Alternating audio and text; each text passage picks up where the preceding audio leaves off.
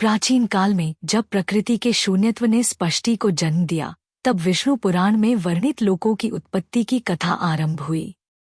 सृष्टि के आरंभिक अंधकार में जब नेस्त मात्राएं विलीन थी, तब नारायण स्वरूप ने सृष्टि की रचना के लिए विभिन्न लोकों का निर्माण किया।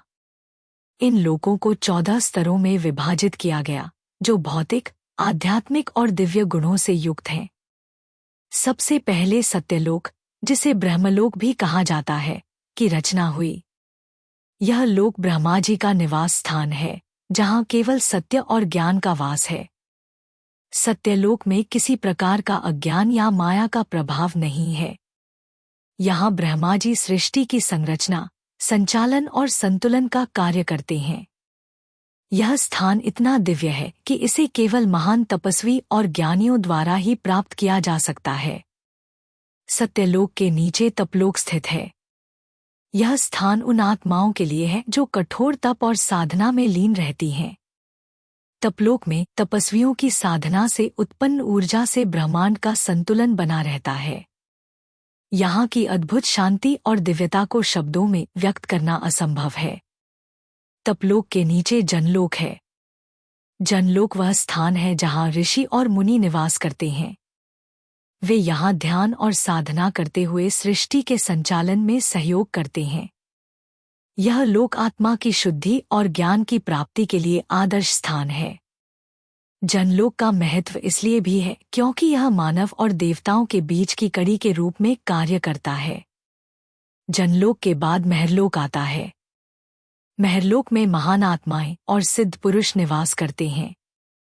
यह लोक दिव्यता और भक्ति का प्रतीक है। यहाँ के निवासी अपनी दिव्य शक्तियों का उपयोग ब्रह्मांड की रक्षा और संतुलन के लिए करते हैं। महरलोक में ऐसा कहा जाता है कि समय समय पर भगवान स्वयं प्रकट होते हैं।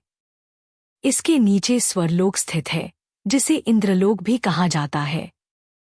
यह देवताओं का निवास स्थान है। स्वरलोक में सभी प्रकार की भौतिक सुख सुविधाएं उपलब्ध हैं।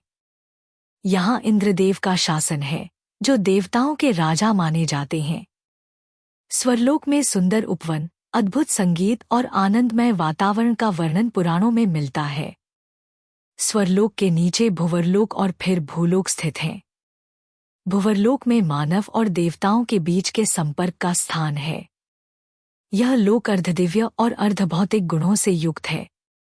भूलोक वह स्थान है जहाँ हम निवास करते हैं। इसे पृथ्वी भी कहा जाता है। भूलोक में जीवन और मृत्यु का चक्र चलता रहता है। इसके नीचे के लोकों को अधोलोक कहा जाता है। अधोलोक में 7 लोक आते हैं: अतल, वितल, सुतल, तलातल, महातल, रसातल और पाताल। ये लोक भौतिक और आध्यात्मिक गुणों के मिश्रण से बने हैं। अतल लोक में बलि नामक दैत्य का निवास है। यहाँ का वातावरण भौतिक सुखों से भरा है, लेकिन इसे माया का केंद्र भी कहा गया है। वितल लोक में भगवान शिव का निवास है। यहाँ भगवान शिव हाटकेश्वर रूप में उपस्थित रहते हैं। यह स्थान साधकों के लिए अत्यंत महत्वपूर्ण है। सुतल लोक में असुरराज बलि का निवास है। यहाँ विष्णु भगवान वामन अवतार के रूप में बलि के साथ निवास करते हैं। यह लोक सुख और समृद्धि का प्रतीक है। तलातल लोक मायावी शक्तियों से भरा है। यहाँ मायासुर का निवास है, जो एक महान वास्तुकार और तांत्रिक है। यह लोक अपनी अद्भुत रचनाओं के लिए प्रसिद्ध है।